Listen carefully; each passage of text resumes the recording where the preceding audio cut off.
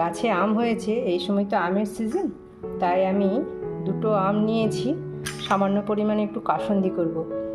আজকে আপনাদের কাছে এই রেসিপিটা শেয়ার করতে চলে এলাম। আমি কীভাবে কাসুন্দি বানাই চলুন শুরু করি। এই দুটোকে ছিলে নিয়েছি, আম দুটোকে আমি একটু গ্রেট করে নেবো গ্রেটারে। এর সাথে আমি একটা মিক্সি জারে 50 গ্রাম মতো সাদা সর্ষে নিয়েছি। এরই সাথে আমি 50 গ্রাম মতো কালো সর্ষেও নিয়েছি। এটা আগে পিষে নেব শুকনো, তারপর এটাকেও আমি পিষে নেব। তারই সাথে আমার লাগবে 4-5টা মতো কাঁচা লঙ্কা।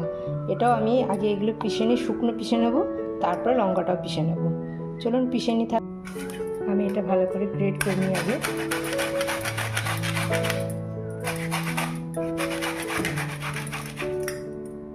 দেখুন আমি একটা আম গ্রেট করে নিয়েছি।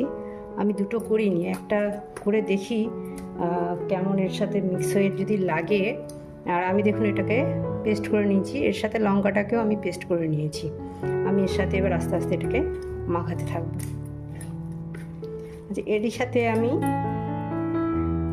নুন দেব, বিট নুনও দেব। প্রথমে নুন দিই, এমনি নুন দিচ্ছি।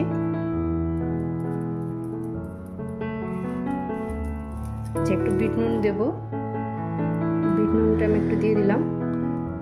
যদি নুন লাগে পরে আবার দেব। আমি এবার একটা আস্তে আস্তে মেখে নিচ্ছি। কাসুন্দিকে বেশি দিন ভালো রাখার জন্য আমি সামান্য একটু সাদা ভিনিগার এতে দেব। সামান্য, বেশি না, আমি বেশি কাসুন্দি করিনি, সামান্য করেছি। অল্প একটু এতে আমি দেখুন 1/2 চামচ মতো আমি ভিনিগার এতে দিয়ে দিলাম। এবার ভালো করে এটা আমি মাখিয়ে নেব। এবার যেটা লাগবে সেটা হচ্ছে সর্ষের তেল। আমি এবার এর মধ্যে বেশ কিছুটা সর্ষের তেল ঢেলে দেবো। আগে মাখাই, যদি মনে হয় আবার দেব। দেখুন আমি সর্ষের তেল ঢেলে নিয়েছি এবং এটাকে ভালো করে মাখিয়ে নিচ্ছি।